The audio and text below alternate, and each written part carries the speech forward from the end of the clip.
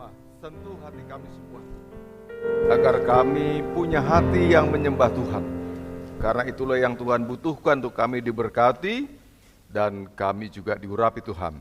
Mari Tuhan sampaikan firman-Mu supaya kami semuanya keberkatan dan berubah. Di dalam nama Tuhan Yesus kami sudah berdoa serta mengucap syukur. Sama-sama katakan amin. Shalom. Selamat pagi. Saya minta nggak apa-apa yang ini duduk aja ke bawah karena saya akan putar film nanti supaya bisa ngikuti. Silakan duduk ke bawah aja. Cari tempat yang paling adem, yang paling ber-AC. Jadi kita udah ibadah yang pertama, ini udah yang ke berapa? 4 kali ya? 4 kali kita ibadah. Yang pertama kita beribadah, temanya tentang makna ibadah. Ibadah kita itu ibadah yang agung, ya, ibadah yang punya keagungan yang unik, keagungan yang kudus, yang luar biasa. Kenapa? Pertama, karena ibadah Kristen, ibadah kita merupakan ibadah yang liturgianya, tata ibadahnya dari Tuhan. Katakan amin. Itu pertama. Yang kedua, ibadah adalah suatu relasi. Waktu kita ibadah gini, kita lagi bangun relasi dengan Tuhan. Kayak Bapak itu ya setiap pagi tuh kirim ayat-ayat, banyak orang seluruh Indonesia. Ya ada yang sana sini ya, kadang Anda juga dapat, ya itu membangun relasi. Ya, selain juga memang untuk firman Tuhan disampaikan, tapi membangun relasi. Nah, kita juga waktu beribadah seperti ini, datang sini, kita lagi membangun relasi dengan Tuhan. Katakan amin. Jangan sampai kita punya jalur dengan Tuhan, tapi tidak memakai relasi itu, dipakai jadi relasi. Rugi kita. Arti relasi gimana? Saya punya hubungan dengan Tuhan. Arti relasi lebih lagi adalah saya berkomunikasi dengan orang itu, punya ngomong-ngomong, bisa speak, saling kenal, saling tahu. Nah, kalau Anda berelasi dengan Tuhan, kita tahu Tuhan itu siapa. Bukan ibadah gini agama, tapi tahu, kenal siapa Tuhan itu. Dan kita bisa minta apa saja sama Dia, kita bisa ngomong apa saja sama Dia, kita bisa minta kesembuhan, berkat dan sebagainya. Lalu yang ketiga yang saya ingat apa? Tadi nomor 1, ibadah kita liturgia dari Tuhan. Yang kedua, ibadah kita itu membangun relasi. Yang ketiga, panggilan. Jadi sebenarnya ibadah itu juga satu panggilan. Waktu kita ini beribadah, kita meresponi panggilan dari Dia. Katakan amin. Ya, ada suatu panggilan yang kita responi hingga kita datang ke sini. Nah, berbahagialah orang meresponi panggilan Allah itu. Tapi ada banyak juga orang nggak respon sejak kita udah mulai ibadah, nggak pernah tahu datang sini, udah diumumkan, diteleponin. Jangan-jangan emang Anda bukan orang dipanggil Tuhan loh. Orang dipanggil Tuhan pasti dengar. Katakan amin. Orang dipanggil Tuhan pasti jawab. Saya manggil Mas Hiro sini. Ya Pak, ada apa? Nah itu respon. Ya kalau kita diam aja, ya kita tuh budek istilahnya, tutup telinga, kita bukan orang dipanggil, bukan orang dipanggil. Anda jadi Kristen karena keturunan, Anda jadi Kristen karena udah dari dulunya. Coba renungkan lagi nih dalam kata-kata. Mestinya orang dipanggil Tuhan tuh datang beribadah. Tapi dipanggilnya bukan lewat suara yang audible, di dalam roh kita dia manggilnya. Katakan amin. Lalu kita meresponi, datang sini, berdoa, sujud berdoa, dan sebagainya. Yang keempat, ibadah apa? Lupa segini banyak orang. Ngabekti atau berbakti. Berbakti itu artinya seperti kita sama orang tua berbakti, kita menjauhi yang orang tua kita nggak suka, atau melakukan apa yang disukai orang tua kita, itulah berbakti. Kalau Anda terus-menerus berbuat dosa, masa bodoh, cuek, itu nggak berbakti sama Tuhan. Berbakti kita hindari yang Tuhan nggak mau. Berbakti kita turuti yang Dia mau. Katakan amin. Kan gitu ya. Anda berbakti juga sama istri dan keluarga. Tentu nggak mau melukai hati keluarga Anda. Anda mau bekerja keras demi keluarga, demi anak, berbakti namanya. Sama Tuhan udah buat apa? Kita jangan nggak buat apa-apa sama ini. Cuma namanya di KTP Kristen, tapi nggak berbakti apa-apa. Tolong setelah ini kita berubah. Agar kita tunjukkan kita berbakti. Berbakti itu akan cari jalan, akan punya jalan. Sejauh apapun kita datang ke tempat ibadah kita, sesulit apapun ada caranya, ada jalannya kalau mau. Cocok? Kalau mau, ada jalannya, ya. Seperti air menerobos dari celah-celah batuan itu turun ke bawah, begitu juga dengan berbakti tadi gitu loh. Kalau kita memang niat berbakti, kita akan cari jalan. Bisa buat kesembuhan untuk keluarga kita, anak kita, ayah kita yang lagi sakit, kita akan cari jalan. Tapi dasar emang gak mau berbakti, ya punya uang pun gak nolong apa-apa. Ada nggak orang seperti itu? Banyak. Punya duit tapi dimintain sama orang tuanya, nggak rela keluar sedikit pun juga, pada dia hidup karena orang tuanya. Namanya nggak berbakti. Kalau kita berbakti sama orang tua, nih semua nih hidup kita nih dari Tuhan. Yang kita pakai, nafas kita, hidup kita, bisa mikir, bisa jalan, bisa sehat, itu karena Tuhan semuanya. Terjadi baru-baru di Mojosongo, orang lewat, ada benang layangan, ya kesambar gitu, putus lehernya, mati, cuman gitu aja, bukan sesuatu karena perang, karena apa, enggak, sehat mungkin. Jadi Anda juga bisa mati, bukan harus sakit dulu, bukan harus tua, bisa nanti sebentar lagi juga mati. Berbaktilah pada Tuhan. Yang kelima terakhir, ibadah itu pekerjaan Roh Allah. Katakan amin. Jadi dia yang bekerja, ya kita serahkan. Jadi benar, ibadah itu bukan pekerjaan manusia. Walaupun ada pelayan-pelayan Tuhan tadi, ada pemain-pemain musik anak-anak kita, ya mereka juga mengabdi loh dengan luar biasa. Gereja ini nggak pernah ngasih bayaran sama pemain-pemain musik. Tepuk tangan dulu buat mereka dong, ya. Gereja ini juga nggak ngasih bayaran para singer-singer tadi. Ya, kita juga sambut tepuk tangan juga, ya. Dengan para penari, Bapak emang didik itu, nggak perlu. Kita kalau bisa punya jalan yang lain untuk diberkati Tuhan, Tuhan akan berkati kamu. Bakat itu semua datang dari Tuhan. Kita kembalikan lagi pada Dia.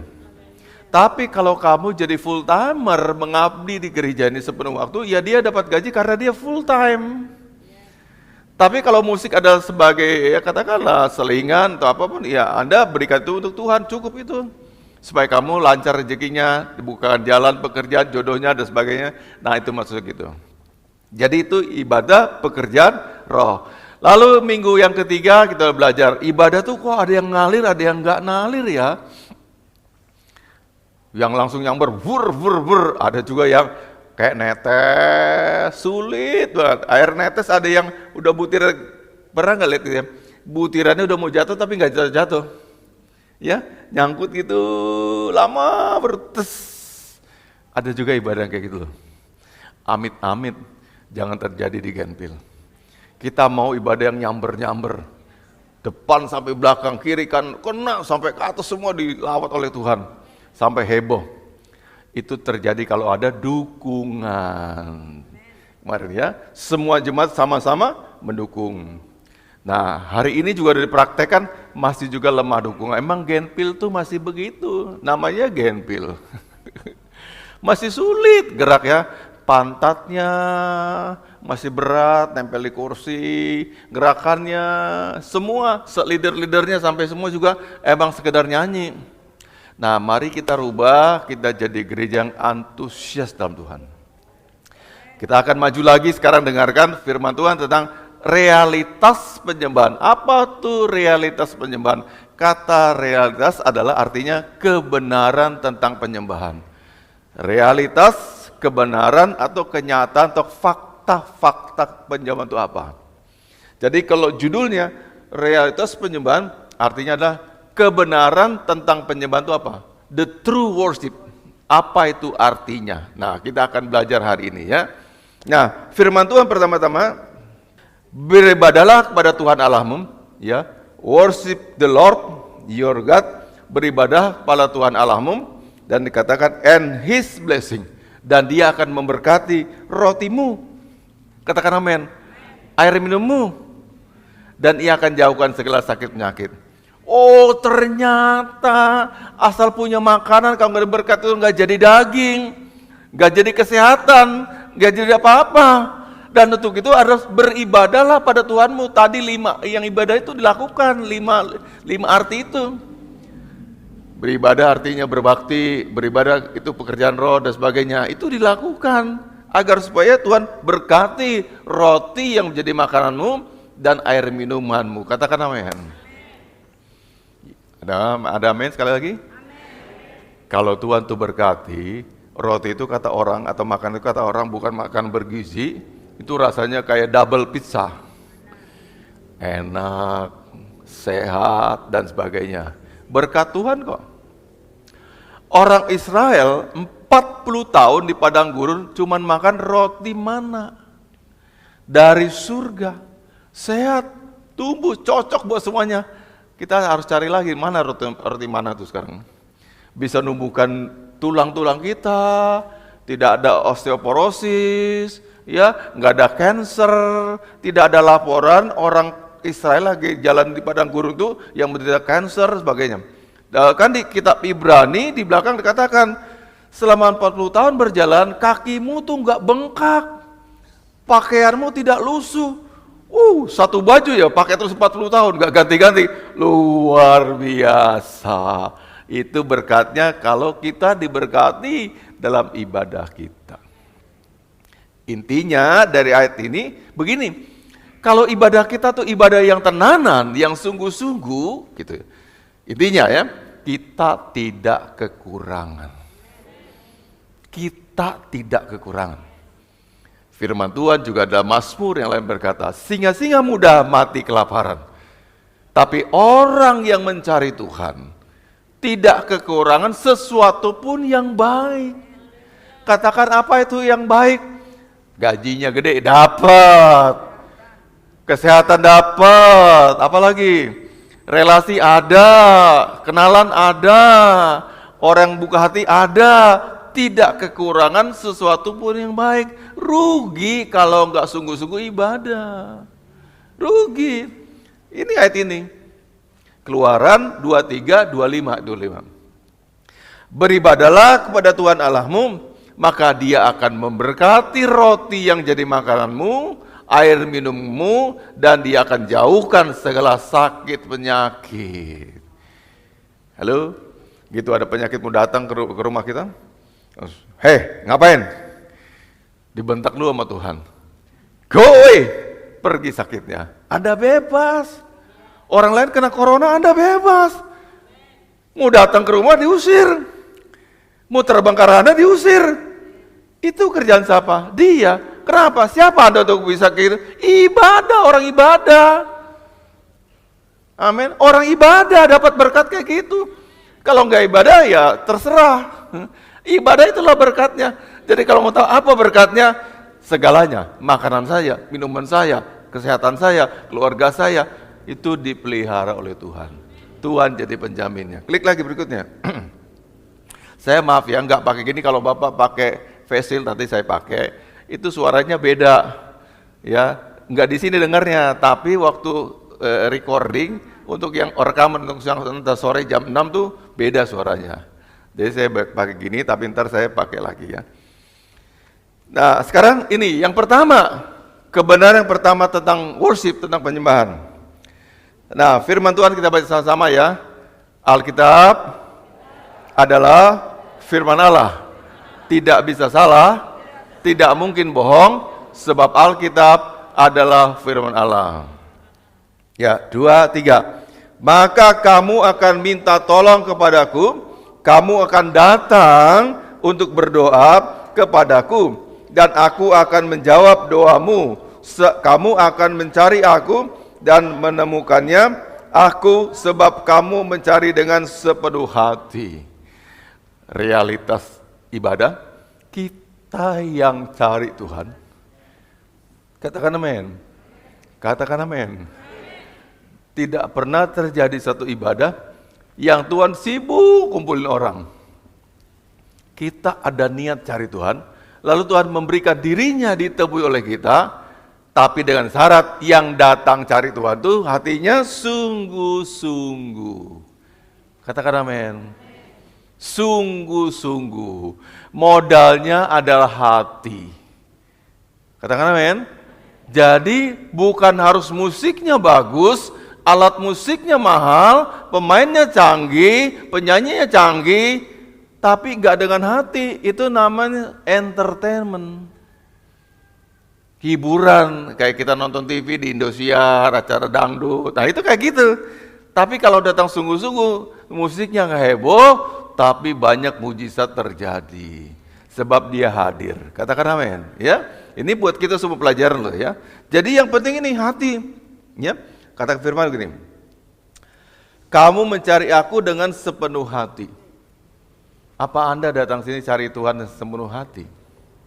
Apa bukan memenuhi keinginan untuk ibadah? Apa bukan sekedar rutinitas? Apa bukan cuma ritual? Katakan saya datang dengan sepenuh hati. 2, 3. Saya datang dengan sepenuh hati. Itu ditunggu Tuhan. Baru terjadi sesuatu. Jadi intinya penyembahan kita itu adalah pekerjaan hati. Jadi ibadahnya pekerjaan roh. Yang nomor 5 tadi. Ibadah ada pekerjaan roh. Tapi waktu worship penyembah dia, kan dari bawah ke atas ke dia. Itu pekerjaan hati saya. Kalau hati Anda nggak beres, itu nggak diterima Tuhan. Tapi kalau hati Anda oke, diterima oleh Tuhan walaupun musiknya minim, tekniknya minim, kuncinya salah, fals suaranya, tapi hatinya searching the Lord, cari Tuhan benar-benar, Anda diterima penyembahannya. Itu disebut kata pakai istilah di perjanjian lama menjadi dupa yang harum. Naik ke surga, Tuhan smell semua doa kita dan penyembahan kita dan dia menerimanya. Aku suka dengan penyembahannya. Aku suka dengan penyembahan. Anda mau tahu, kalau Tuhan berkata aku suka dengan penyembahan jemaat ini, oh banyak hal mungkin terjadi. Itu yang kita tunggu-tunggu, itu yang kita harapkan terjadi. Yang jangan ditunda-tunda berlama-lama. Jadi sekedar menghimpunkan banyak orang ribuan itu enggak jaminan. Hati itu yang penting. Satu orang berdoa bisa terjadi sesuatu. Lihat ya, pada waktu Petrus di penjara, di dalam penjara, lalu murid-murid Tuhan itu mendukung dia dalam doa. Dan Petrus juga berdoa, sama-sama doa dinaikkan, sama-sama menyembah, sama-sama minta. Sendi-sendi penjara semuanya roboh, goyang bergetar.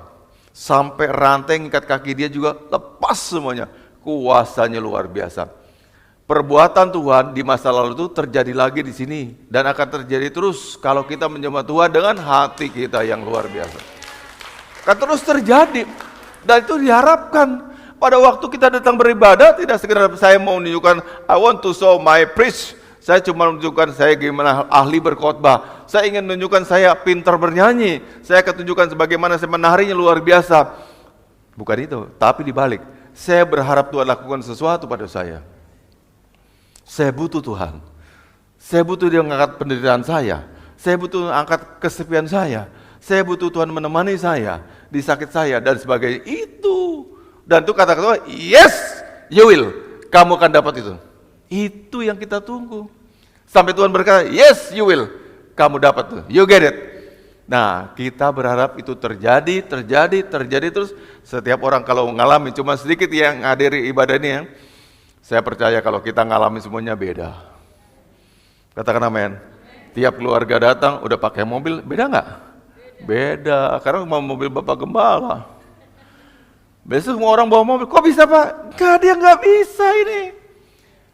Kamu datang berdoa padaku dan aku memberikan diriku untuk ditemui karena kamu mencari aku dengan sepenuh hati. Doa-doa yang dijawab karena apa? Tuhan memberi dirinya ditemui. Janji ini firman ini berkata begitu. Kalau Tuhan gak izinkan saya ketemu, gak pernah ada permohonan apapun yang bisa didengar Tuhan, ditolak. Ketemu aja ditolak.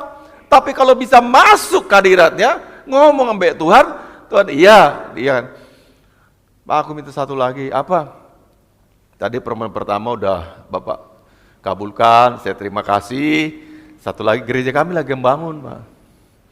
Kurang apanya? Kurang semuanya. Antara plafon, bikin nota. Ambil kendo semen, ambil kesini, segala macam. Jadi ini bangunan.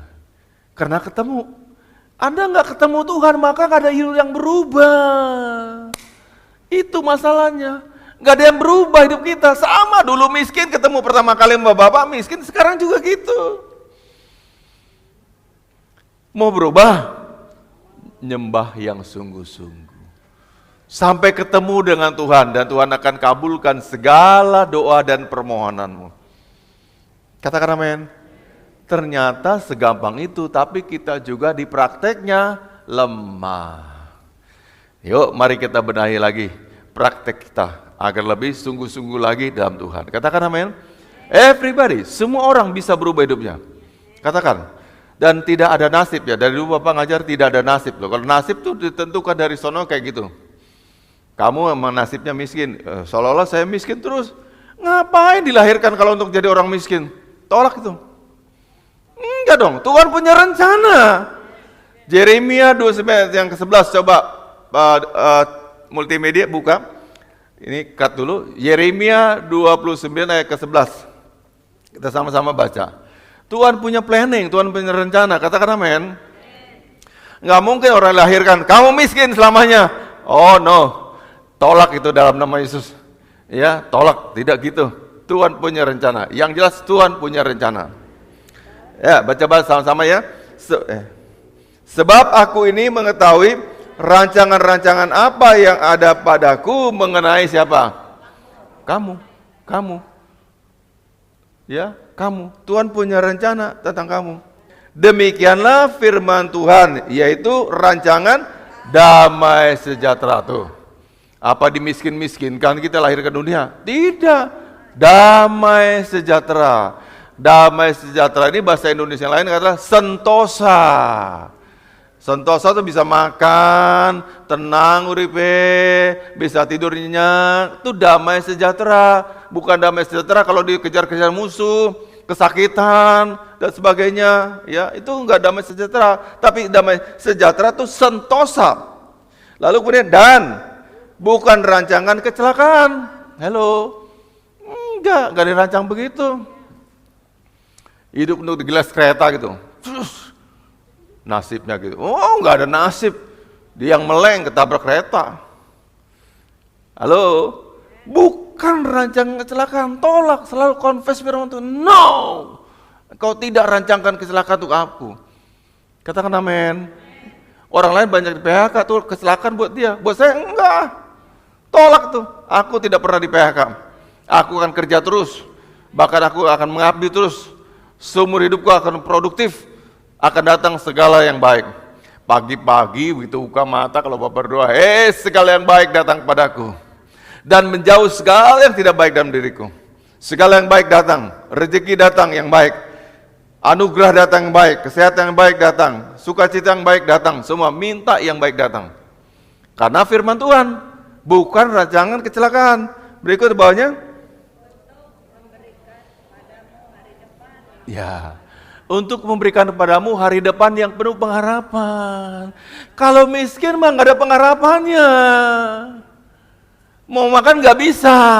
Ada yang salah, ada sesuatu yang salah. Tapi kalau kita bisa makan, bisa bobok tenang, sehat, puji Tuhan. Namanya itu rencana Tuhan sedang jalankan atas hidup kita. Kecuali miskin sementara karena Allah sedang menguji. Beda loh. Allah lagi nguji dia. Diuji imannya, itu namanya ujian. Tapi kalau seterusnya begitu, enggak, tolak. Ibadah kita perbaiki ibadah kita, ya. Berikutnya lagi, ya. Penyembahan yang berhasil bukan karena musik atau karena hal-hal teknis. Ya, bagus kita punya sound system yang oke.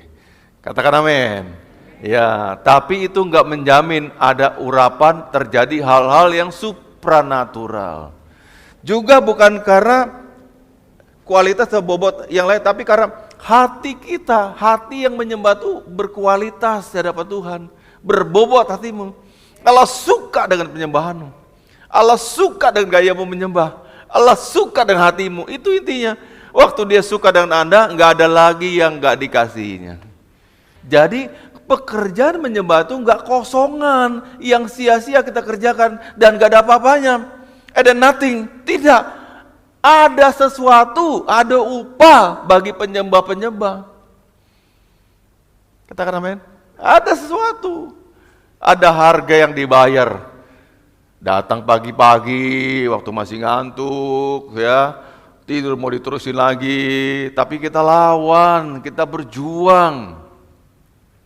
Bolak-balik saya bilang sama Dit, lawan dong, berjuang kamu untuk menang. Nanti itu berkat untuk kamu juga. Jangan turuti ngantuknya, tapi dilawan. Aku nggak punya waktu, kata kamu kan. Kalau kamu sediakan waktu kan boleh aja. Disembah siang hari, disembah pagi hari, disembah malam hari, disembah tengah malam juga bisa. Yang penting dengan hati kita menyembahnya, Tuhan berkati Anda. Katakan amin. Di Korea, orang makan siang tuh jam 12 sampai jam 1 diganti dengan penyembahan. Mereka masuk ke kantor-kantornya menyembah, situ baru makan, setelah itu dan kerja lagi. Kenapa kita malas menyembah Tuhan? Itu tantangan yang harus dirubah, ya. Berikutnya, yang kedua, kebenaran yang kedua tentang penyembahan adalah Allah adalah harapan satu-satunya dan itu harus ditemukan dalam penyembahan. Artinya Allah itu adalah the only one hope. Satu-satunya harapan saya adalah Allah. Katakan amin. Sakit ibaratnya sakit itu divonis sama orang dokter, kamu kanker stadium 4. Ada berharap apa lagi? Dokter, dok tolong saya yang terbaik, saya punya harta dok, saya punya uang yang banyak. Anda berdoa saja, cuma Tuhan yang bisa sembuhkan Anda. Artinya tuh Allah harapan satu-satunya. Ada set? Kan gitu ya, sering orang sakit kan berkata gitu, dok tolong dok, yang terbaik. Bahkan kalau dia nggak ngomong, keluarganya ngomong, ya saya wakil misalnya, dok tolong dong teman saya dok, yang terbaik, dia orang kaya, dia bisa bayar. Sekalipun dibayar, tapi dokter tetap terbatas. Maka Allah adalah harapan satu-satunya yang tertinggi. Nggak ada lagi di atasnya Allah. Anda gagal ketemu dengan Tuhan dalam penyembahan, maka gagallah semua harapan Anda. Itu dia. Allah adalah harapan satu-satunya, the one and only, nggak ada lagi yang lain. Kalau ketemu Allah, niscaya harapan kita terpenuhi. Halo, tolong dengarkan baik-baik. Itu kunci penyembahan nih, yang satu ini, yang kedua nih. Allah adalah harapan satu-satunya. Dan kita mesti ketemu, harus ketemu. Di mana? Di ruang penyembahan. Dia bisa temu di situ. Realitas yang pertama, gabung yang kedua, turun kedua adalah Allah adalah harapan satu-satunya dan saya harus ketemu dengan dia. Ibaratnya ada orang yang sakratul maut, mati suri karena kanker dan sebagainya, tapi rohnya masih bisa jalan. Dia akan merayap-rayap pelan, mencari siapa? Cari pertolongan. Siapa yang bisa diharapkan tolong dia? Allah, itu kayak gitu. Waktu orang sakratul maut, udah sentik-sentik, detik-detik mau mati, rohnya tuh masih merayap meregang. Cari siapa? Cari Tuhan. Tuhan, tolong saya. Tuhan, sembuhkan saya. Tuhan, jamah saya. Gak ketolong lagi, cek, kecabut nyawanya, mati. Tapi kalau sempat ketemu, waktu dia ulurkan tangannya, Tuhan ulurkan tangan dia, orang itu sembuh loh. Dia harapan satu-satunya untuk kita ngerti siapa sih Allah itu waktu kita beribadah. Karena dia harapan satu-satunya. No one else except Jesus Christ. Kecuali Yesus Kristus. Harapan satu-satunya. Akan bisa memberimu kemenangan. Akan bisa membuatmu kaya. Akan bisa memberimu kesehatan. Akan bisa memberimu pulih. Dan sebagainya. Dia harapan satu-satunya. Dan ketemunya bukan di parkiran. Bukan di diskotik. Bukan Anda malas ibadah di rumah. Tapi ketemunya waktu worship. Kenapa penyembah itu vital sekali. Kita ketemu dia di situ. Waktu Anda meregang nyawa. Mau butuh, hampir mati, detik-detik mau mati. Please Lord Jesus, help me. dan diulurkan tangannya. Yuhahil, kamu sembuh, Anda sembuh. Itu arti worship. So please jangan main-main dengan penyembahan. Tenanan. Katakan amin. Tenanan. Kita lagi cari Tuhan, berusaha bergumul untuk meregang nyawa, untuk supaya kita hidup kembali. Itulah worship. Jadi pertemuan dia datang, katakan surga, nama saya, nyembah, karena yang sedang mencari dia, ketemu di mana? Di penyembahan. Semua yang judulnya worship, I come into worship you. Saya masuk dalam ruang penyembahan. Itu tempat ketemu sama dia. Ngeplak. Tuhan sama kamu jadi satu. Waktu udah ketemu, rohnya masuk dalam saya itu udah berubah semuanya. I become new. Saya jadi baru. Saya jadi kaya. I become rich. I become fresh. Saya jadi segar. Dan sebagainya. Waktu ketemu dengan dia. Itu ruang penyembahan. Kalau dalam istilah Alkitab yang teologi dikatakan sacrifices room. Ya, tempat kita tuh menyerahkan diri. Ya, saya selalu pengen ada ruangan yang sacrifice, tempat saya berdoa. Jadi kalau kita belum punya, makanya dibangun menara doa. Datang ke sini kalau udah punya pergumulan. Ini ruang doanya kosong, sepi, jemaat Gen 10 heran ya. Nggak ada gereja yang kayak kita loh, yang lengkap semuanya. Kita dipikirkan semuanya. Ada nggak pernah datang, artinya nggak pernah bergumul, sehat-sehat walafiat. Kaya raya, sugi-sugi, makmur-makmur. Kalau punya masalah, datang dong. Itu tempat kita bertemu dengan Tuhan, sacrifice room. Amin. Karena dia bisa ditemui pada waktu kita menyembah dia. Angkat suara kita, sembah dia, angkat tangan kita, dia datang, nolong kita. Selesailah masalah kita.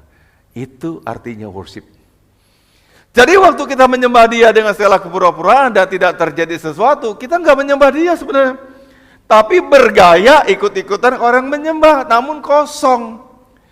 So, mulai minggu depan, mari kita mulai menyembah yang sungguh-sungguh. Berikutnya, yang ketiga. Yang ketiga itu adalah hadir Allah dan penyembahan tidak bisa dipisahkan. Katakan amin. Tadi yang udah ketemu Tuhan itu namanya hadirat Allah. Datang Tuhan, ketemu kita, menyembah itu pekerjaan hati. Allah datang dalam hadiratnya, ketemu dengan kita dalam kotak di ruang penyembahan. Nah, waktu kita udah ketemu dengan Allah, itu membuktikan bahwa ada hadir Tuhan karena ada penyembah. Ada hadir Allah karena ada penyembah. Ada penyembah maka ada hadirat Tuhan. Di sini kalau tidak terasa hadirat Tuhan, jangan marahin gereja. Jangan salahkan saya. Disalahkan nggak apa-apa. Tapi kira, ibadah sini nggak ngalir ya. Ibadah sini kok nggak terasa hadirat Tuhan. Karena kita bukan penyembah ini itu. Katakan amin. Jangan suka banding-bandingkan gereja kita dengan gereja orang lain. Sana luar biasa loh. Baru di pintunya langsung sedot, vacuum cleaner kali, langsung sedot ke dalam. Kalau Anda mau begitu boleh, tapi jangan Anda jadi jemaatnya. Itu gereja udah bagus karena mereka terdiri pada penyembah-penyembah. Anda nggak penyembah. Kalau Anda masuk sana, Anda merusak gereja yang udah bagus. Jadi tempat kamu emang di sini. Kenapa? Sama-sama rusak semua. Kalau pindah ke gereja yang udah bagus begitu, ngerusak yang udah bagus. Mau gitu? Bisa. Ayo berubah semuanya kita. Jadi penyembah-penyembah. Amin. Hargai hadirat Tuhan. Dia ada di sini. Jangan sibuk main handphone. Jangan sibuk kasak-kusuk. Udah ibadah-ibadah aja. Katakan amin. Ya. Dan waktu Anda tuh jemaat semua itu udah worshipnya luar biasa. Semua kebangun. Khotbah saya juga jadi diurapi. Kenapa? Dia datang juga. Pujian kita yang biasa meletot-meletot, diurapi juga, jadi luar biasa. Musik kita juga luar biasa. Paduan suara kita juga luar biasa semua. Malaikat ikut nyanyi semuanya. Paduan suara cuma 10 orang, tapi kayak 200 orang nyanyi. Ada malaikat ikut nyanyi. Nah, itu semuanya berubah. Jadi penting sekali kita jadi penyembah-penyembah. Bukan hadir dalam ibadah karena liturgia, karena rutinitas, tapi karena saya butuh Tuhan. Saya mau ketemu Dia, dan titik kontak saya dengan Tuhan adalah penyembahan saya itu. Ya. Lalu berikutnya yang keempat, penyembahan itu menjadikan Allah bertahta. Mazmur 47, saya udah khotbahkan minggu lalu. Allah bertahta tuh gini kan. Jadi waktu kita memuji Tuhan dan pujian kita tuh berkenan di hati Tuhan, maka Tuhan bertahta di atas pujian kita tuh. Artinya bertahta di atas pujian bukan secara fisik. Anda bayangkan ada pujian dia nongkrong gini di atas pujian, bukan begitu. Bertahta tuh artinya jadi berkuasa karena ada puji Dia. Berkenan, ada kuasa Tuhan nyata. Langsung apa? Dia kerja dong. Mata Allah kan lihat siapa musuh-musuh yang lagi menyerang kita. Betul nggak? Lagi ada khotbah gini, pikiran hancur. Kan dia lihat tuh semua. Perjalanan panah-panah berapinya datang. Pais! Dilawan udah. Keluar! Itu kerjaan dia semuanya. Maka orang semakin penyembahnya makin oke, makin dalam. Kenapa?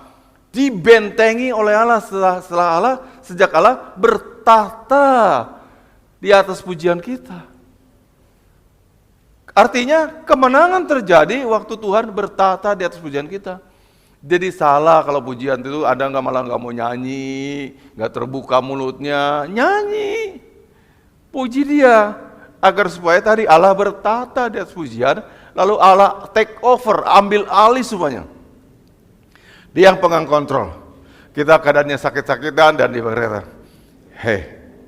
penyakit keluar dari ibu nih dan sembuh. Amin. Suatu ketika Yesus lihat ada seorang perempuan yang bungkuk punggungnya karena penderitaannya udah lama dan punggungnya bungkuk. Bungkuk. Tuhan cuma jamah aja, sembuh. Dia bertahta di atas pujian. Jadi kalau Allah bertahta di atas pujian kita, apa beban Anda? Semua selesai. Tuhan tumpangkan tangan yang punggungnya bungkuk, Tuhan tumpangkan tangan yang si miskin, Tuhan tumpangkan tangan atas orang sakit kanker, semuanya sembuh dalam nama Tuhan Yesus. Berikut yang kelima, penyembahan adalah keakraban. Lukas 5 yang ke 1-11. Nanti baca rumah aja ya. Kita nggak punya waktu ya karena kita harus singkat-singkat sebentar. Ya. Penyembahan ada keakraban atau intimasi. Waktu kita menyembah tidak mungkin terjadi saya kayak orang tidak kenal sama Tuhan. Yang setuju katakan amin. Justru karena saya kenal sama Tuhan dan Tuhan kenal saya, maka akrab, speak. Ada amin? Kalau bukan orang lain, kalau bisa lagi, saya sama ibu ya, kalau saya ngomong sama ibu karena suami istri, maka saya bisa langsung to the point ke perkaranya. Ya, udah kamu jangan kerja-kerja begitu, kecapean. Wah, gitu. Aku ingin kamu lebih lama lagi hidupnya. Nah bisa ngomong gitu. Tapi kalau orang lain kan pakai basa-basi, pakai prolog dulu pembukaan, baru masuk ke situ. Gitu juga kita dengan Tuhan. Kalau kita akrab dengan Dia, maka Tuhan akan berbicara langsung pada persoalan kita. Hatimu tuh suka galau, kamu kacau. Tinggal dalam saya, supaya saya buat hatimu tenang. Nah, kan langsung persoalannya. Itu namanya kita akrab. Artinya nggak perlu pakai kulurun, tunggu dulu sama satpamnya, daftar namanya, masuk ke ruang tunggu, ruang tamu. Tapi kalau kita akrab, seseorang ya teman Anda ya, udah akrab bisa akrab banget. Orang akrab pun bisa masuk langsung, bahkan kalau akrab banget bisa masuk ke kamar. Betul nggak? Ya, ibu sama adiknya datang tiba-tiba, ya bisa bangun langsung ke kamar. Kak, gua datang loh. Bisa gitu. Nah, itu adiknya. Nggak perlu lapor dulu depan. Ya, nanya sama Adida, Mami ada nggak? Banyak protokolernya. Itu karena kita bukan siapa-siapa. Tapi kalau kita akrab dengan Tuhan, kita langsung masuk ke persoalannya. Ini loh Tuhan pegang saya nih, bermasalah nih. Anda bisa ngomong gitu aja. Enggak doa gini ya, Bapa kami yang dalam surga, Engkau senang di sana, kami sakit di sini. Banyak bahasa-bahasa puitis dipikir Tuhan akan terima doa yang begitu. Enggak juga. Langsung aja, ini loh Tuhan, sakit Tuhan. Anda terima jamahannya. Yang penting kan jamahannya, bukan kata-kata kita yang bagus. Ya itu para pendoa semua pesannya gitu ya. Yang penting menyentuh Tuhan, bukan kata-kata kita. Kata-kata kita tidak jaminan. Tapi kalau kita bisa menyentuh Tuhan, akan terjadi sesuatu mujizat. Yang keenam, penyembahan adalah ketaatan. Ketaatan. Artinya nggak mungkin orang menyembah Tuhan kita berontak sama dia. Nggak mungkin terjadi. Ada orang kerja sama saya, pemberontak, nggak mungkin. Keluar loh. Secara online aja. Kalau kita menyembah dia, nurut sama dia, taat, pastinya taat. Ikut orang lain tuh kita taat, sama orang kita ikuti itu. Betul nggak? Nggak mungkin kita jadi musuhnya, ngelawan dia. Nggak mungkin. Anda beda idealisme sama dia. Tapi kalau kita tadi, benar-benar kita ada orang bekerja pada dia, hambanya, umatnya, ya, penyembahnya, pasti kita taat akan setiap kali dikatakan oleh Tuhan. Jadi ada perbedaan. Lu boleh aja ngomong begini, saya penyembah kok, I am the true worshiper. Tapi kita lihat hidupnya, aduh ngawur nih. Kok yang gini masih dilakukan ya? Kok yang gini masih dia suka ya? Ini masih dikerjakan. Artinya kamu bohong. Kamu betul-betul jadi penyembahnya waktu kamu tuh taat 100%. Katakan amin. Taat, itu buktinya penyembah. Karena nggak mungkin Anda menyembah dia, tidak taat pada dia. Artinya Anda cuma butuh apa yang Anda cari, Anda minta. Tapi kalau kita taat pada Tuhan, memang benar-benar kita tundukkan diri kita di bawah dia. Tunduk dan taat, itu bersaudara, kembar, tunduk taat. Ada ketaatan, ada penundukan pasti ada ketaatan juga. Ya, sama-sama dua-duanya. And the last, tragedi kantong tua, kantong anggur. Ini dalam Matius 9 ayat 16-17. Nanti di rumah aja baca ya. Jadi kata Tuhan tentang kantong tua itu disindir. Tidak seorang pun memasukkan anggur yang baru ke dalam kantong yang tua. Anggur itu yang penting, yang mahal. Katakan amin. Anggur melambangkan urapan Allah, kuasa Allah. Yang mahal di sini ibadah ini bukan sound systemnya, bukan pak pendetanya, bukan ininya, bukan panggungnya. Yang mahal ibadah ini adalah urapan Allah itu. Urapan itu kan bocor, terbuang percuma, waktu kantongnya itu udah tidak elastis lagi. Katakan amin. Kenapa? Karena anggur baru itu akan berfermentasi terus-menerus dan dia akan memuai. Ada gasnya keluar. Ya kan? Yang baru loh, ya. Urapan yang baru terus akan bekerja, mengembang. Kalau kantongnya udah elastisitasnya nggak ada, akan pecah dan terbuang percuma. Makanya dia nggak mau tercurah di tempat di mana kita orang-orang lama yang nggak mau berubah. Ya gitu dari dulunya, lagi Pak Melvin kenal juga gitu, sampai sekarang gitu, sampai Maranatha Tuhan juga datang, ya gitu, ibadahnya kayak gitu, persembahannya kayak gitu, datangnya model kayak gitu, telatan sebagai, iya gitu.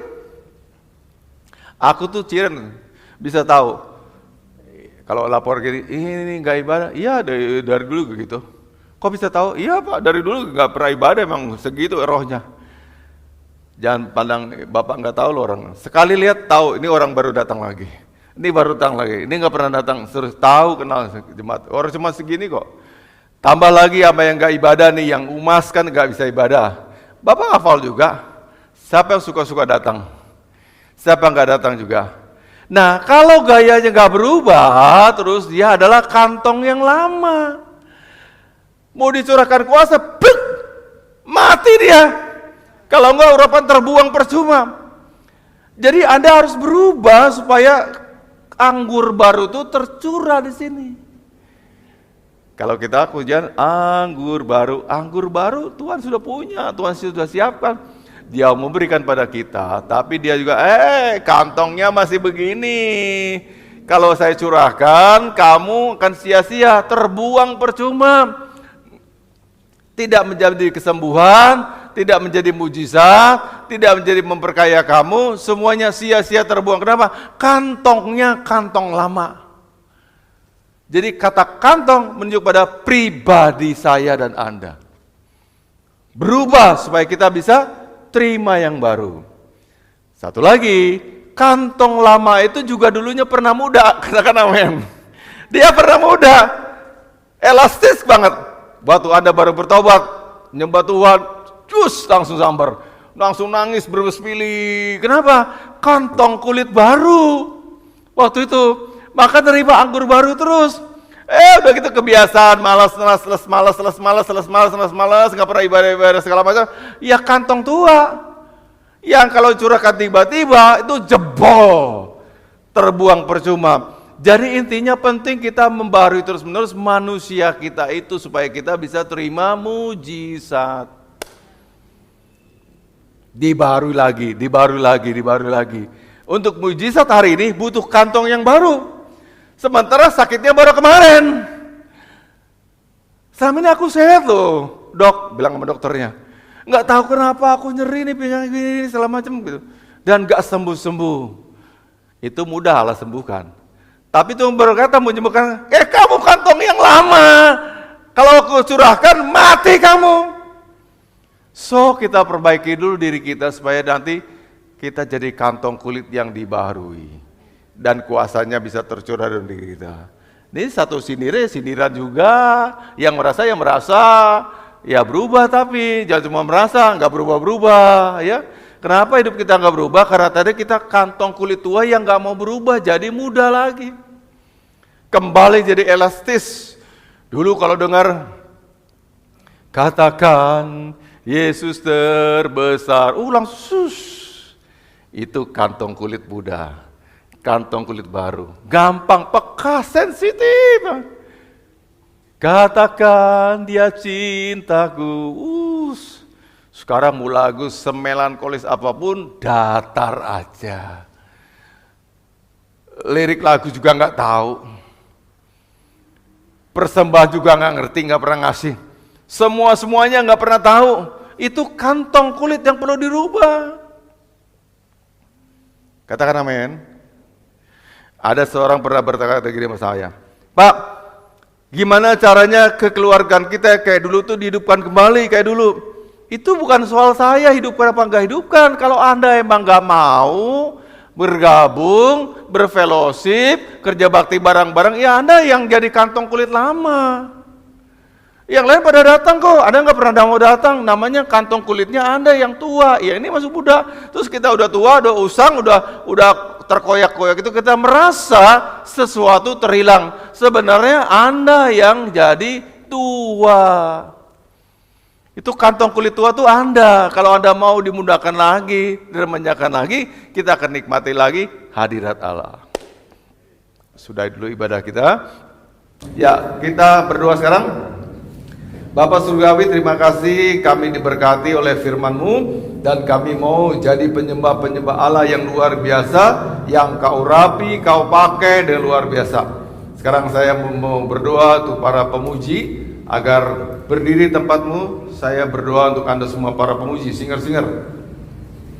Bapak, ini para pemuji, mereka telah berikan diri mereka dan hati mereka bagi Tuhan.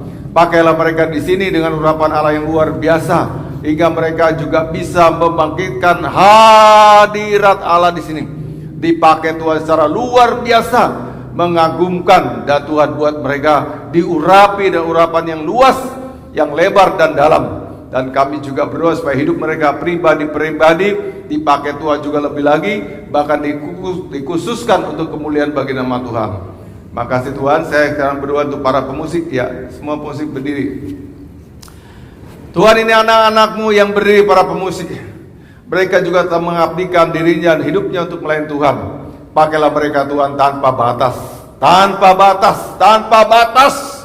Kami punya alat terbatas, kami punya teknologi terbatas, tapi kalau Tuhan pakai kami tanpa batas, mereka bisa diledakkan Tuhan di mana Tuhan mau pakai mereka dengan luar biasa.